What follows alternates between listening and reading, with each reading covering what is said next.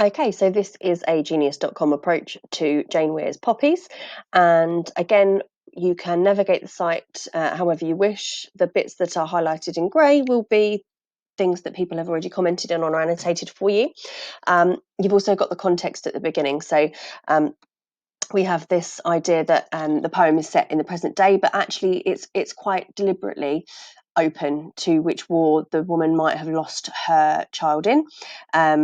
And when it was written, there were still soldiers at war in Afghanistan and Iraq who were dying. So there were lots of kind of poems being constructed at that time.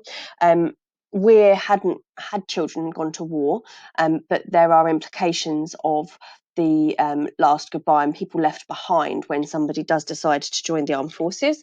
And she wanted to portray the grief of bereaved mothers. So she was trying to assume this persona of a character who had lost someone. Okay, so if we have a little look, read through, and then we'll look through the annotations as well. 3 days before Armistice Sunday, and poppies had already been placed on individual war graves. Before you left, I pinned one onto your lapel, crimped petals, spasms of paper red, disrupting a blockade of yellow bias binding around your blazer.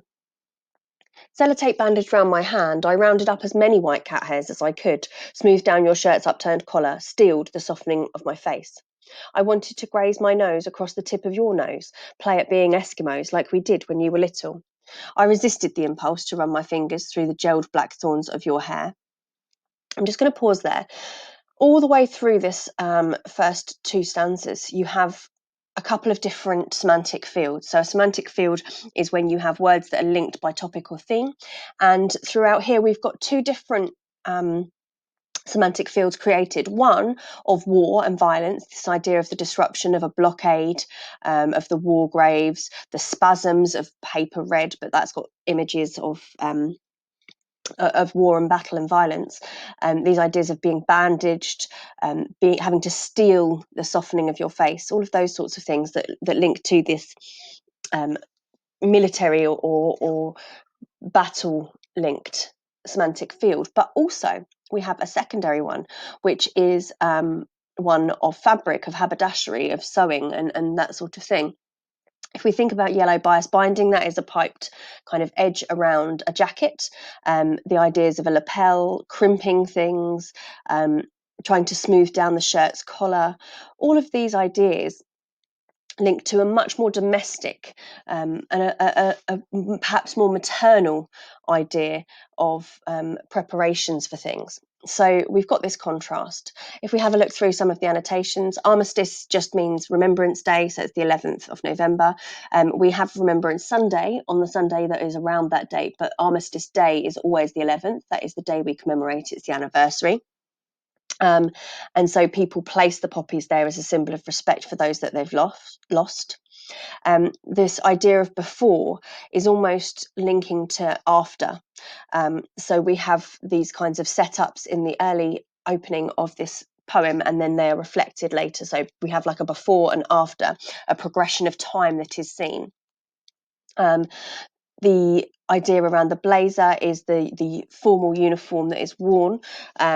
And it also brings back the ideas of school uniforms, such as those worn by secondary school students like yourselves. The sellotape bandaged around my hand, I love this image because it is so familiar to me, but also because it's so contradictory. Sellotape holds things together, bandages hold things together, but she's trying to hold herself together. She's rounding up the cat hairs, giving her something to do, so she's trying to make sure he's presentable. As I say, this idea of stealing the look in your face, this hard metal, she's desperate to appear unafraid in front of him. She was desperate not to cry, to be strong for her son. This image again is very personal, showing this kind of game they used to play where they used to brush their noses against one another. And she resists the impulse to run her fingers through his hair as she would have done when he was a child. But it's interesting that she says all of her words, flattened, rolled, turned into felt. So we have this sort of strong, dark image, and it's contrasted with that domestic image again.